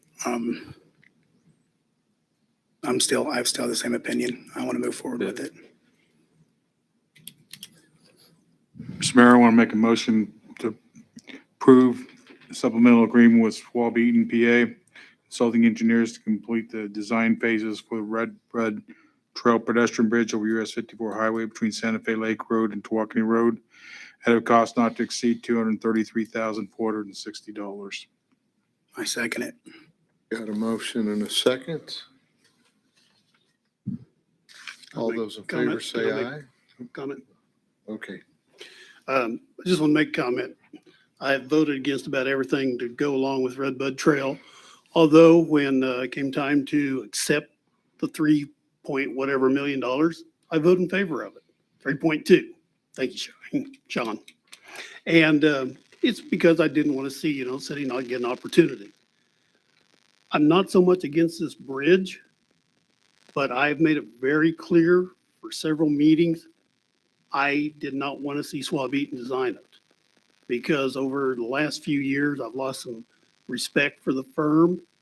And you've done a great job presenting. Don't get me wrong. I appreciate it. You did a very good job. You seem to understand everything you was trying to tell us. But we've had some other concerns within the city that bothers me. And that is one reason why I can't go along with it tonight. I have no doubt it's going to pass. So I don't think my vote against it's going to really change anything. But I just wanted a statement on why I am doing what I'm doing. Thank you, Mr. Mayor. Okay. Anybody else? All right, let's have a show of hands. All in favor of the motion, raise your right hand. 2, 3, 4. All those against the motion, the same sign.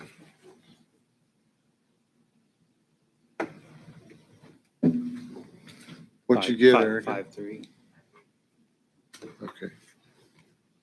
Motion carries.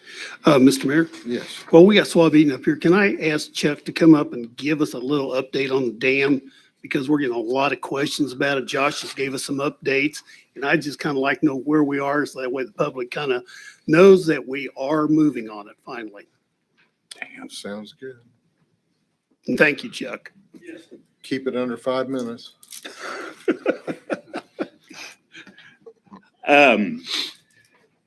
We've been waiting on permit approval from Kansas Department of Agriculture. Just this afternoon, I saw an email come in that I believe has the permit approval in it.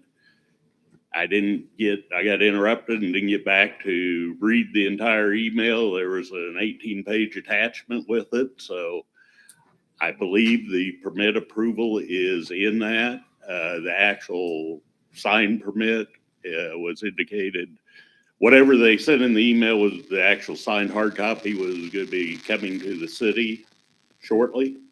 I just told Tim Johnson earlier, your utilities director, earlier tonight, that now I'm going to go back, review that email, and I believe then we'll be ready to sit down or have a conversation with Tim, Josh, myself, and Dave Beach, who's been working on that, to walk through the schedule and stuff to get the project on down the road.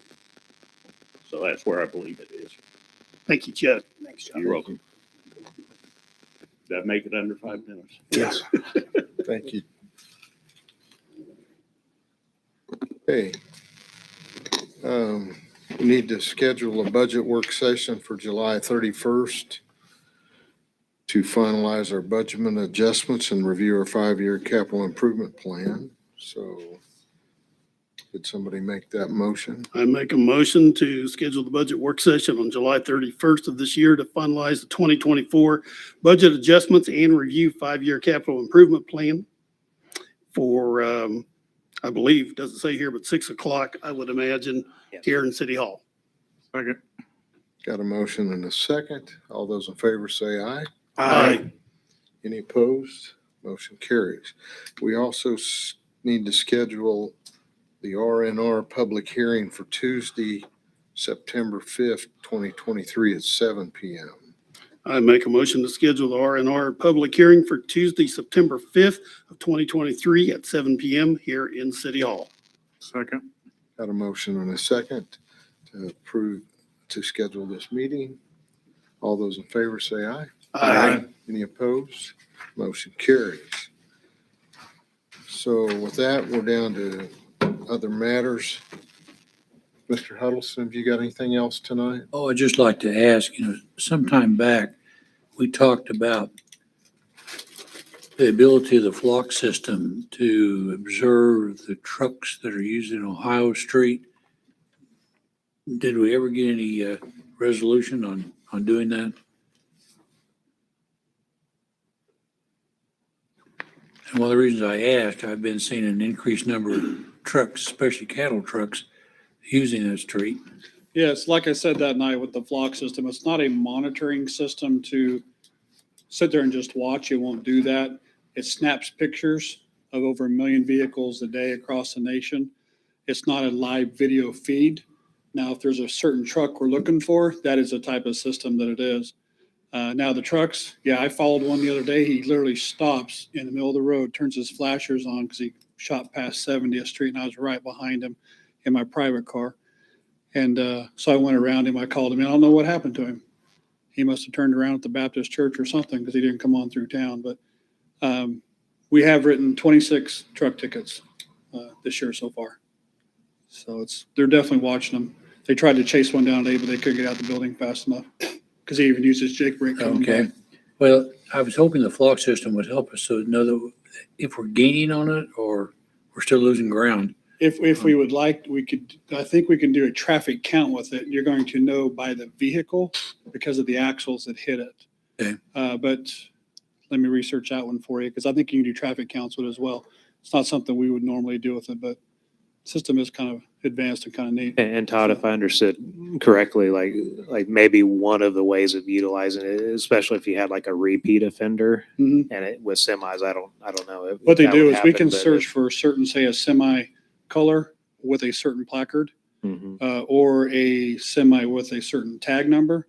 And I can type in there how many tags, what the tag number is, and it'll tell me every time that truck and a picture of it every time I went by one of the cameras. So we could do some analysis based on that and see if there's a repeat offender sort of thing in that. Oh, there's no situation. doubt. I think we have repeat offenders, especially with the bull racks. There's no doubt in my mind about it. But like we were talking last year about the fines, I think $200 ticket is way too cheap. I would submit to you again, I think it should be a $500 fine if you're going to make a dent in it. Well, Make it hurt. Didn't we escalate that for repeat offenders? For You repeat did, offenders, yeah. but that has to go to the judge and the judge decides. And then we have to research whether or not he is a repeat offender. But if you're getting hit with $500 as soon as you're going to have a lot more people turning at 70th Street and going back east. Yeah, and so when we reviewed that ordinance, that was one of the things we worked through, and the feedback that I got from the judge, and I believe the prosecutor, but I know the judge was certainly in favor of it, was to have that escalation to it because it mirrored other statutes that were similar in nature or other ordinances. But that is an obvious limitation to it, is that means you have to be able to track and monitor the repeat issue. And so if the end goal is really just straight up deterrent and to stop it, we may be better off revisiting that, setting it higher. But again, that feedback came from the judge, and so we followed it the first time around. But if it's not achieving what you'd want it to achieve, I think you have the ability to set those at what you would want to set them at. Can the flock system discern type of trailer, for instance, if it's a tanker, if Yes, it's I a believe it box can. truck? So could we, for a period of time, look for the cattle trucks? And for a period of time, look for tankers? If it can tell the difference between a cattle panel and a box, I would have to look and see, because it Okay. gives us options to check. I don't know Okay. if that specific of an from a tanker to a box truck is a lot different. But Okay. from a bull rack to a box truck, that I couldn't tell you. I'd have to look at the Or system maybe a first. flatbed trailer that's hauling. Flatbed's different because it's the design Okay. of it's different. Could you check on that? Maybe we would have to specifically just monitor a certain type of trailer for a while. Yeah, we can see let me see if it'll let us pull bull racks out of there. Okay. Yeah, it'd be a lot easier because, Okay. we've seen a lot more. And you can tell what's on the street too of how many bull racks have been coming through. Okay. I'd like to follow up on what Mike's talking about because I was planning on talking about it myself.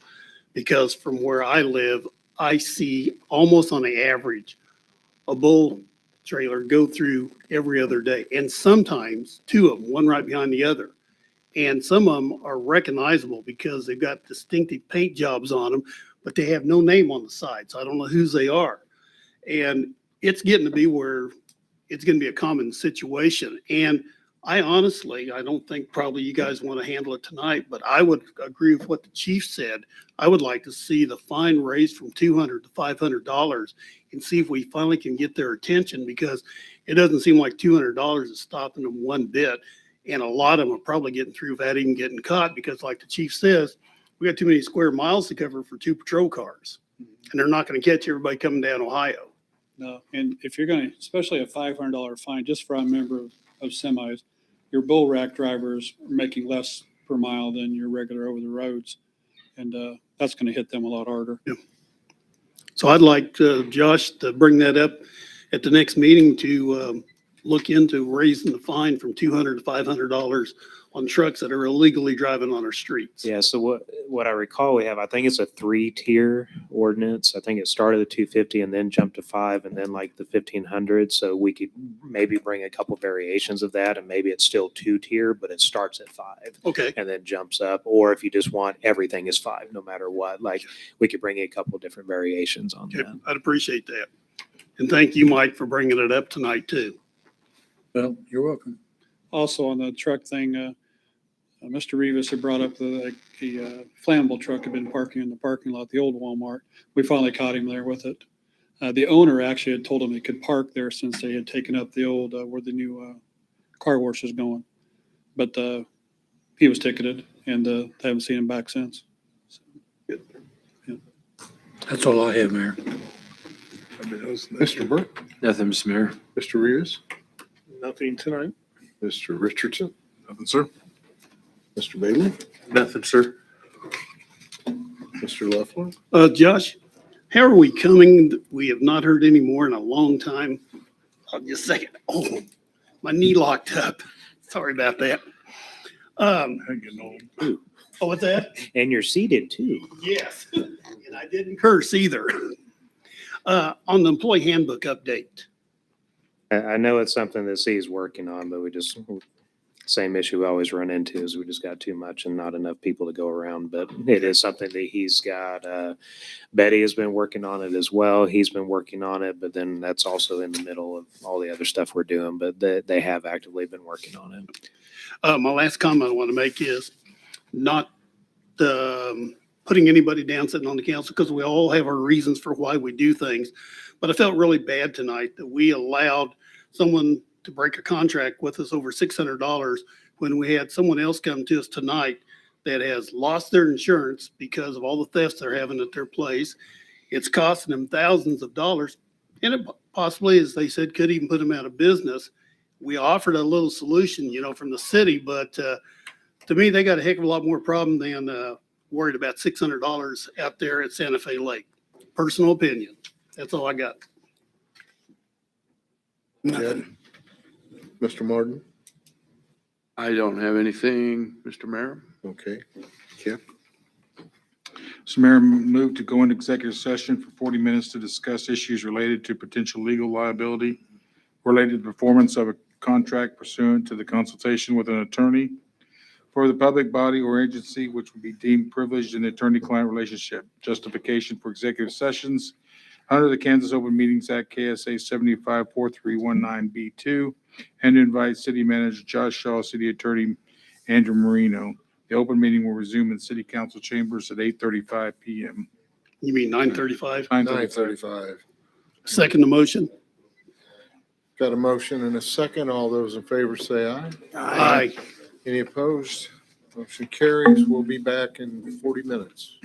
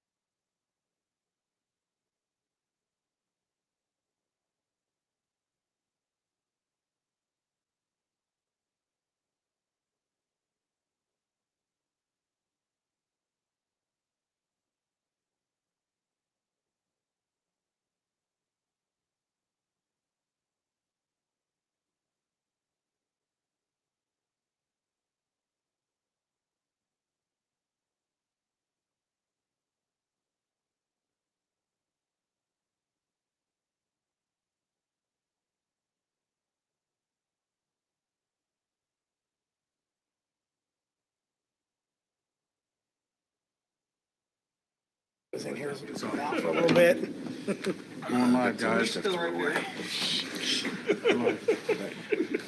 Mr. Mayor, make a motion to exit executive session where no action was taken. Second. Got a motion and a second. All those in favor say aye. Aye. Any opposed? Motion carries. Mr. Mayor, make a motion to adjourn this meeting. Second. Got a motion and a second to adjourn the meeting. All those in favor say aye. Aye. Any opposed?